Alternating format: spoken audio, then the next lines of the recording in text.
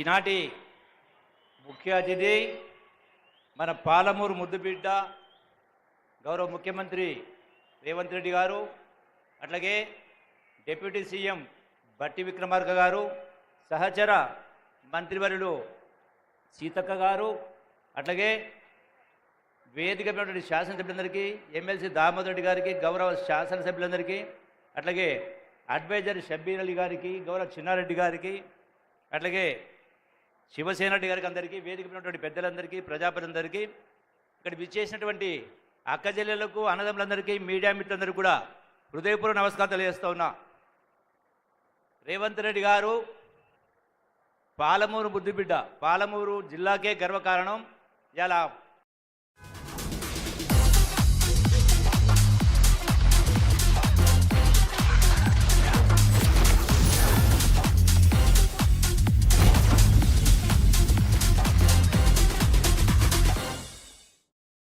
बिजली का बिल, किराना, school fees सब हो गया।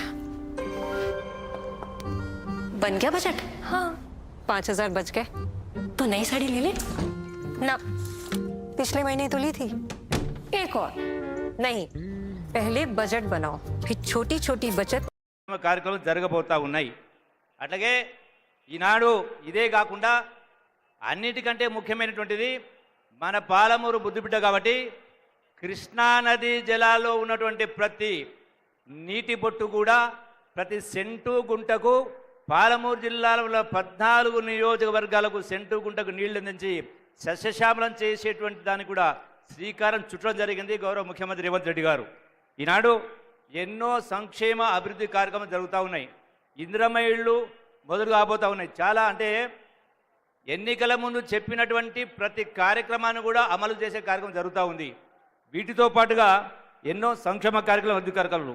అట్లాగే ఈనాడు మనం చూస్తూ ఉన్నాం టీవీలలో, సోషల్ మీడియాలో కేసీఆర్ గారైనా, హరీష్ అయినా, కేటీఆర్ అయినా, యావత్ బీఆర్ఎస్ నాయకులు, వనపర్తికి సంబంధించినటువంటి మాజీ మంత్రి నిరంజన్ రెడ్డి అయినా ఈ జిల్లాని మొత్తం మేమే నీళ్లు ఇచ్చినాం, మేమే సస్యశ్యామం చెప్పి మాట్లాడుతారు.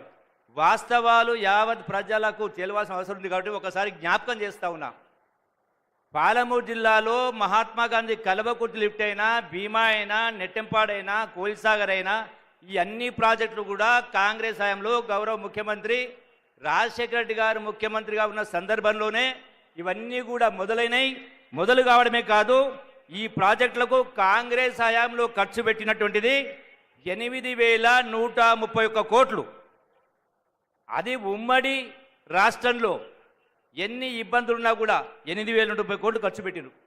మరి తెలంగాణ రాష్ట్రం వచ్చినాక, సోనియా గాంధీ తెలంగాణ రాష్ట్రం వచ్చిన తర్వాత మన రాష్ట్ర ఆదాయాన్ని మనం ఖర్చు పెట్టుకుంటూ హైదరాబాద్ రాజధానిగా లక్షల కోట్ల ఆదాయం వస్తూ 8 లక్షల కోట్లు అప్పు చేసి కూడా మరి బీఆర్ఎస్ 10 సంవత్సరాల కాలంలో ఇప్పుడు నేను చెప్పిన ఈ మహాత్మా గాంధీ కల్వకుర్తి, భీమా, నెట్టెంపాడు అన్ని ప్రాజెక్టులు కలిపి గడిచిన 10 సంవత్సరాల కాలంలో 6,137 కోట్ల రూపాయలు ఖర్చు పెట్టింది.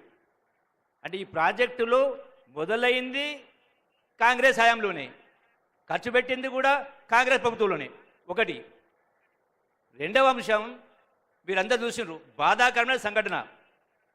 శ్రీశైలం ఎస్ఎల్బీస్ అంటే సొరంగంలో, ఆ సొరంగంలో ఒక భాగం కూలిన కారణంగా విపరీత నీళ్లు, వరద వచ్చి, రాళ్ళు రప్పలు వచ్చి 8 మంది అందులోనే ఇప్పటికీ కూరుకుపోయారు. అంటే ఏమాత్రం కూడా ఇంగిత జ్ఞానం లేకుండా దాన్ని కూడా రాజకీయ కోణంలో, రాజకీయాన్ని మంచుకోవడం కోసం ఈ కాంగ్రెస్ ప్రభుత్వం తప్పిదం వల్లనే ఇది జరిగిందని మాట్లాడుతూ ఉన్నారు. మళ్ళీ వాళ్ళ మాటలను ఏం మాట్లాడుతూ ఉన్నారు? గడచిన 10 సంవత్సరాల కాలంలో బీఆర్ఎస్ పార్టీ కేసీఆర్ మేము 200 కిలోమీటర్ల సొరంగాలు తవ్వినాం అని మీరే మాట్లాడుతూ ఉన్నారు కదా. మరి మీరు మొదలుపెట్టిన సొరంగాలు తవ్వితే అంతకు ముందే శ్రీశైలం సొరంగం 44 కిలోమీటర్లలో 25 కిలోమీటర్లు కాంగ్రెస్ పార్టీ పూర్తి చేసింది.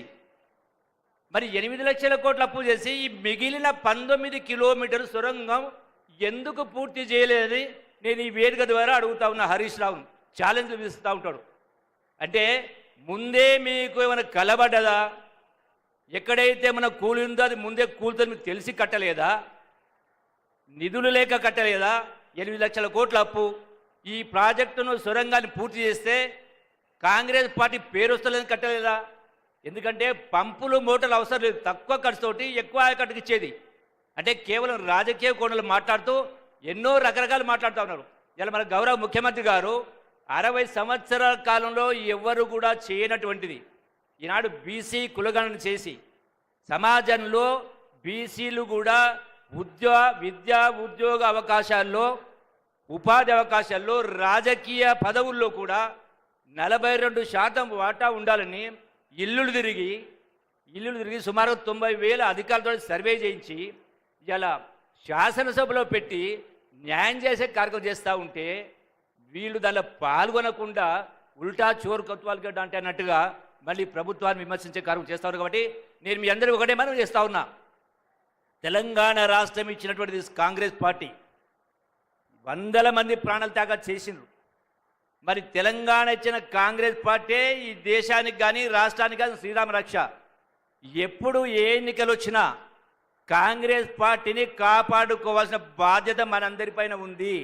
కాబట్టి మీరందరూ కూడా పెద్ద మనసు చేసుకొని ఈ యొక్క సంక్షేమాభివృద్ధి కార్యక్రమాల్లో మీరందరూ పాలు పంచుకోవాలి.